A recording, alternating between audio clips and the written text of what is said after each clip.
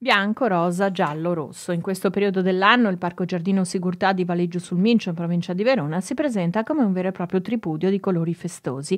Il merito è tutto della splendida fioritura dei tulipani. Tutti arrivano per vedere questi meravigliosi tulipani che insieme a narcisi, giacinti e muscari colorano in 1 milione di esemplari i tappeti erbosi del parco.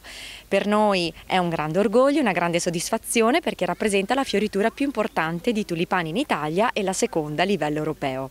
Quest'anno abbiamo oltre 300 varietà di tulipani, quindi coloratissimi e che invitano ad ammirarli e a fotografarli chiaramente, e tra l'altro abbiamo ridisegnato tutte le aiuole e sono stati introdotti bulbi provenienti non solo dall'Olanda ma anche dalla Turchia, quindi è la novità di Tulipanomania 2015.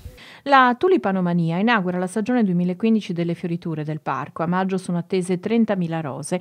Poi sarà la volta di dahlie, ninfei, fior di loto e piante annuali. E proprio le fioriture sono il tema del progetto a cui hanno partecipato una quarantina di allievi dell'Accademia di Belle Arti di Brescia, Santa Giulia, chiamati a realizzare un poster dedicato al parco.